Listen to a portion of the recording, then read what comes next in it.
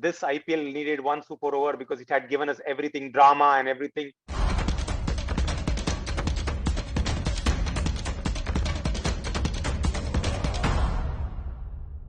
Hi guys, and welcome to Straight Bat. Once again, we're here with Mr. Cricket UAE and Gulf News with Anis, Sajan, Sahil, our cricket expert, and Gautam is joining us from India. I'm Matt Smith from Gulf News, and what a day. Yesterday we had a little bit of a quiet one, but today we don't know where to start. I'll quickly say hi to Anis so he can say hi to you guys. Hi, Matt, and hi, all gorgeous people of the Gulf News community. What a Super Sunday. But before I talk about both the matches, make sure to log on to your favorite page, Gulf News, and predict the winner. And you walk away with 2 beautiful jackets and 3 months of subscription, all from Gulf News. Cool. Now, we were just discussing before we came on air, where do we start? Do we start with Chennai? Do we start with RCB? Do we start with Delhi?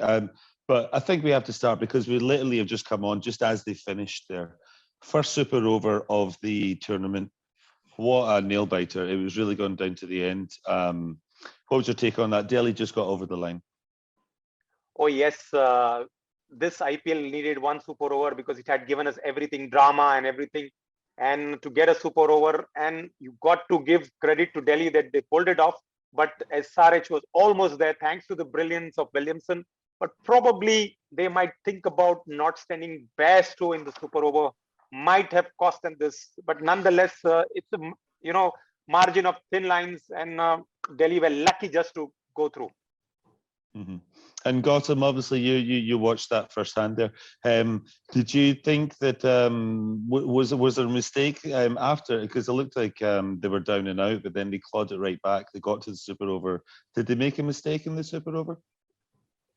Yes, I mean, based send it's simple. You send your hardest hitters of the game. Now, Ken Williamson, I mean, he was really tired because his game is built around. See, he hasn't hit any sixes, if I recall correctly. His game is built around placements, running his singles, and those lovely boundaries that he brings about. So he was really, really tired. They should have tried with Bairstow and Warner. That's it. If it's a hit and miss either way. If Suchit hasn't hit that 6, the match wouldn't have gone to super over anyway. So yes, they missed a trick there. So it's one of these damned if you do, damned if you don't type occasions, because we can look at it in hindsight. But had Williamson just smashed a 6, then it would have been an amazing piece of genius, even though it looked very tired. But now it cost them. It's going to cost them 2 points. Possibly, if it comes down to it, that might be a place in the playoffs. Sahil, what do you think? Yeah, absolutely. I was watching the game towards the end, and as the super over came, first of all, I think Sunrisers should have won it. Let's be honest here. 3 runs of 2 balls. Come on. I didn't expect Williamson to miss that. And then the last ball also, they couldn't sneak a 2. But okay, fine. The super over came, and you see Warner and Bairstow coming out. Warner and Williamson coming out. I kept asking, shouting, like, oh my God, why isn't Johnny Bairstow coming? You should have seen the way he was batting today. Oh my God, some beautiful shots he took. He took on all the spinners. But then you see Williamson and Warner. Okay, fine. Williamson played a fantastic knock. Without him, Sunrisers would have not even been there. But he was tired, drained out. You could see it. And you need a guy who goes bang, bang in the super over. So I guess every fan's mouth there, this question will be there. Why didn't Johnny Bairstow come to bat? Okay, and Anis, obviously, there's one other question that we need to ask him. Obviously, when it comes to a super over, this is the first one. How much of an advantage is it with the team that's batted first? Their guys have had a lot more of a rest. Or if you're working in the field, are you actually working harder? No, there is definitely an advantage when you bat second in a super over for sure, because the team which bats first needs to set up a target, and every time when you set up a target, you're not sure. In fact, in 20 overs, there's generally an advantage if there is a flat wicket for a team batting second. So when there are 6 balls, for sure you got an advantage batting second. And Gautam, like I said, we've got a million things to get through. We've not even got near to the the DC batting lineup. Again, a really strong opening. Shaw, Pant, Dhawan and Smith all putting in solid performances for DC. Do they have the let's say the top half of a batting lineup that a lot of other teams will envy now? Yeah, DC are they're getting their batting lineup right. Today Rishabh Pant came at number 3 because Steve Smith had been using up more balls. So, but Steve Smith looked more comfortable at 4. But the thing is, see, they have the firepower to do it. I mean, Shemron Hetmyer is a guy who hasn't really clicked so far this season. But after that, they've got Stoinis coming. So they don't have a problem. The problem is with Sunrisers Hyderabad. They really have to work extra hard for those wins. And today, the chase completely, they rallied around Williamson. But it's not going to happen in all the games, really. I mean, unless it's a low-scoring game, they are moving on to wickets where they may be producing more runs. I do not know how they're going to fend for themselves. Okay, and Sahil, obviously it was 2 very expensive overs at the end that actually took it to a super over, with Sachith and Khan costing DC a lot of runs and almost costing them the game. Is there a problem with DC's depth in their bowling? I wouldn't say so. I mean, you got Rabada, he's a top-class bowler.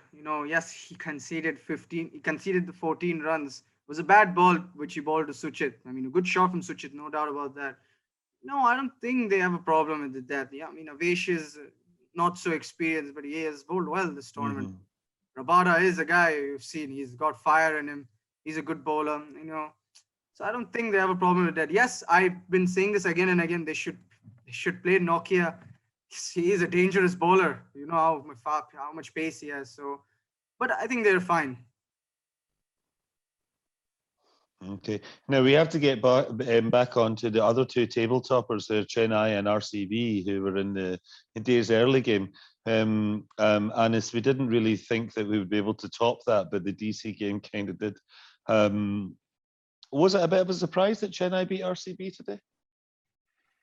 Not really. I'll be honest. Yesterday, I did probably say that RCB go into the match as slight favorites. But when I saw the toss and I saw Dhoni deciding to bat first and picking up that spinner in Imran Tahir, and where on the other side I see RCB going with a fast bowler on a dry wicket, that itself gave me the clue that it's going to be Chennai. And I'm not saying on the basis of what Ravindra Jadeja did in the last over. I believe they would have even defended 160. Mm-hmm. And Gautam, was Jadeja's performance, was that an all-round one of the best you've ever seen? From Chennai? Yes. Yeah, I mean, they today as Anis was talking about the dry wicket, which made a difference, and then unleashing that Imran Tahir as a kind of X factor. I mean, you never know that when will this 41-year-old guy play, but still he makes those 4 overs that he bowls. He's an absolute match winner. And this time, I think in the Indian conditions, we'll get to see more of him as Chennai goes along. A wonderful performance. You cannot praise Ravindra Jadeja, whatever praise you do, it's not enough. I mean, it's one of the, there is a limit to the all-round performance you can put it in a T20 game. But this was, this was simply amazing, the way both the things came up. Okay, and then the other factor, Sahil, that we need to talk about is the guys are all upping sticks and moving to their new camps. We go to Ahmedabad and Delhi, I think. How will the new stadiums affect? We've got 3 teams now tied at the top. Will they still favour their chances there? Yeah, why not? They're experienced players. I mean, yes, it's new conditions, but they're experienced players. They have to adapt to the surface and all. They cannot. There's no excuse in cricket. Oh, I'm not able to adapt to the surface. This is a prestige league. It's a professional league. They have to adapt. So I don't think it should be a problem at all. I mean, yes, the biosecure bubble about how they have to stay in their room in different places. Yes, that could be a problem, for the mindset. But if they're trying to adapt to the pitch, no, I don't think they shouldn't be. There shouldn't be a problem. And Anis, do you think that moving to these two new areas will favour one team more than another? I was just going through where CSK and where Sunrisers are going, and CSK is playing in Delhi. If I'm not wrong, correct me if I'm wrong, Gautam. CSK plays their matches in Delhi, as well as Sunrisers also go to Delhi. There are 4 teams going to Delhi. That is the Mumbai Indians, CSK, Rajasthan, and Sunrisers. And the other 4 teams, Punjab, Delhi, KKR, RR, go to Ahmedabad. So because these teams have got used to, especially SRH, and they are going to be spin friendly, I will favor SRH because they know how to play spin. And I think Delhi wickets also will be not as slow as Chennai, but will be helping the spinners. Okay, that's a lot more than I know. Also, I'd like to Maybe congratulate Gautam can add some point to it. Yeah. No, I think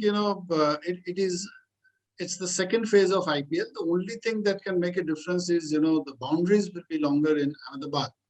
So it often does make a difference, which is the shorter side, which is the Ahmedabad. From what we have seen, it's like the Melbourne or it's like the Eden Gardens. So there are chances of spinners getting that in the batsman's effort to clear the field. Spinners may get that odd advantage of getting their victims at the boundary. Apart from that, yes, Ahmedabad wicket was quite a true one. We had 5 India-England T20 matches being played there. So it could more be Bombay kind of contests we can expect there. We'll see how it goes. Mm-hmm.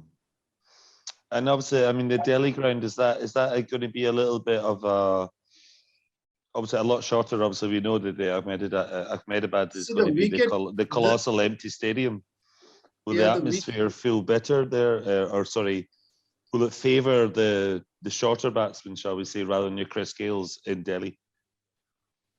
No, it could see a Sharjah kind of shower of sixes. Delhi. I mean, the square boundaries are really small, but then as Manish said, I mean, the wicket tends to get low and slow. I mean, though you're not playing too many matches as the season wears on. When test matches used to be played in Delhi, that was always a problem. Delhi was once hauled up for a dangerous wicket by ICC. But I'm sure those are past. But yes, I mean, spinners will get a purchase there. Mm-hmm. And again, I mean, obviously, Anis, you can maybe shed some light on this, and maybe Sahil as well. It's just the luck of the draw as to which stadium you're playing at, because everyone's playing away from home. Yeah. Maybe Punjab would have preferred to play in Delhi rather than Ahmedabad, given their big hitters, and they could rack up like 250. But as you said, with the bigger boundaries, they might get caught on the ropes a lot more if they're there, and they don't have any say in that. You just have to play at the stadium. Not really, Matt. All the teams are getting fair share of different grounds. And to be very honest, CSK has adapted the best in Mumbai than any other team, because generally CSK depends on the spinners. Okay, they got a dry wicket today and the other day.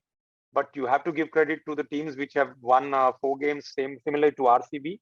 And SRH has to do a lot of soul scratching as to how they improve their middle order, because they have been there but not there.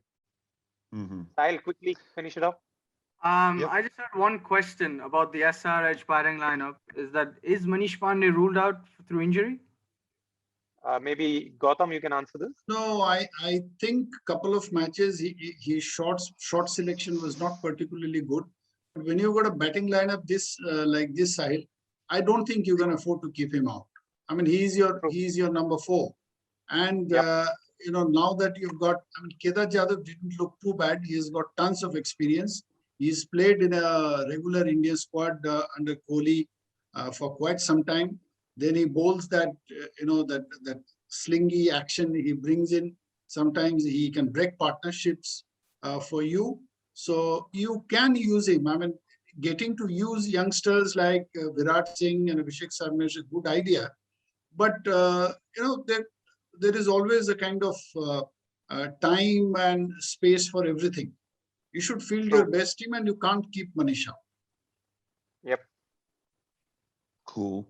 Okay, well, guys, I mean, tomorrow we've got Punjab Kings against KKR. KKR desperately need a win. I think Owen Morgan more than the team, given the amount of pressure that he's under. But we shall see how that goes, because we're at Ahmedabad for that big game tomorrow in the colossal new stadium. We shall see what happens. Thanks again to Anis, to Sahil, and to Gautam. And don't forget, guys, don't forget to log on to our Facebook page at Golf News and predict your winner to get your chance to win one of these tops, and also 3-month subscription. And we shall see you all again tomorrow. Thank you, Matt. Thank you, guys. Take care. Bye.